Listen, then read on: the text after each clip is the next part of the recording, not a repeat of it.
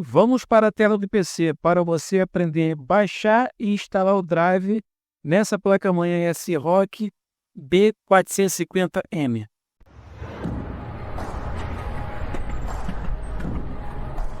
Antes de você entrar no site do fabricante, você tem que saber as configurações do seu PC. Vamos aqui chegar no painel de controle. Vamos analisar o sistema operacional instalado. Aqui vem as informações do seu processador. Aqui mais embaixo o total de memória instalado.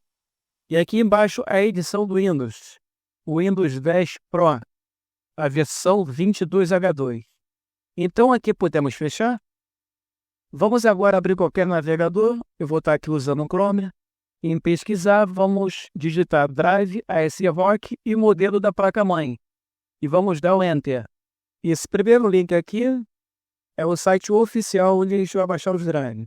Aqui vem o modelo da placa-mãe. Mais embaixo aqui os processadores que suporta. A memória também que essa placa-mãe suporta. Entre outras informações aqui de áudio, de USB. Vamos descer mais um pouco. E vamos clicar aqui em suporte. Em suporte nós vamos clicar aqui em download. Em download vocês podem ver aqui os sistemas operacionais suportados pela máquina. O Windows 7 64, o Windows 10 64 e o Windows 11 64. Esse aqui é o Windows 10, então vou selecionar o Windows 10. Faz o carregamento aqui dos drives compatíveis com o Windows 10. Aqui eu vou querer o drive de vídeo. Vocês venham aqui, selecionam essa linha, duas opções. Vamos clicar aqui em baixar global. Aqui em cima já começa a fazer uma prévia aqui de carregamento do download. Esse arquivo aqui, o tamanho dele é 588 megabytes. Nós temos que aguardar para a gente poder executar ele dentro do computador. Essa placa-mãe aqui, pessoal, é uma placa-mãe gamer. Ela está com 16 GB de memória, um processador Ryzen 5, um computador bom para jogos. Então uso aqui, esperar fazer o download aqui do drive de vídeo. Já está quase finalizando aí o nosso download. Então já foi finalizado, podemos fechar o navegador. E vamos vir aqui agora no explorador de arquivos.